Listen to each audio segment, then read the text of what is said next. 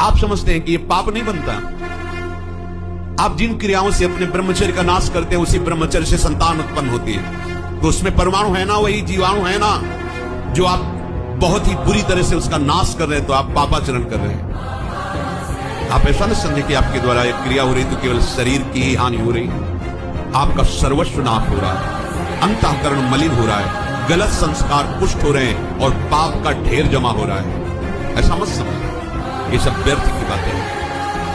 आपका अंतःकरण ऐसा मलिन होता चला जाएगा कि एक दिन आपको अंतःकरण से उपदेश मिलने लगेगा कि ऐसे शरीर का त्याग कर दो, किस काम का। ये हम उपासकों के मुख से सुनी हुई बात कहते हैं कि अब तो बस ऐसा लगता है कि आत्महत्या कर ले। पहुंचा दिया।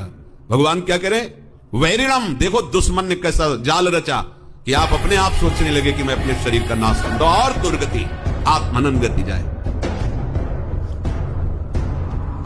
ये क्रम जब तक चलता रहेगा तब तक ये पाप कर्म रुकेगा नहीं।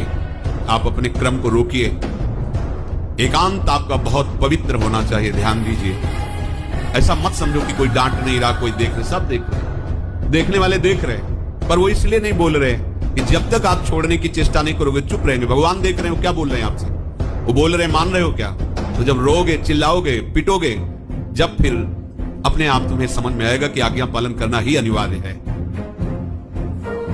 अगर एकांत केवल रहने से भगवत प्राप्ति हो जाती तो सियार, बिल्ली, चूहा ये सब बिल में रहते, इनको भगवत प्राप्ति हो जाती।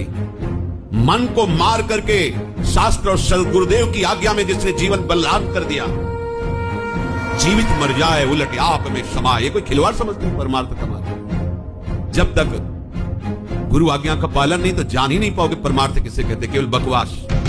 परमार्थ ऐसे कभी किसी संत का वचन मानकर उनका अनुसरण नहीं किया, उनकी आज्ञा में नहीं रहे, उनकी परिचर्या नहीं की, उनकी दास्ता नहीं स्वीकार की, ऐसे ही तुम्हारे अंदर ज्ञान विज्ञान झलक जाएगा, ऐसे ही भगवतानंद आ जाएगा। खिलवाड़ समझते हो?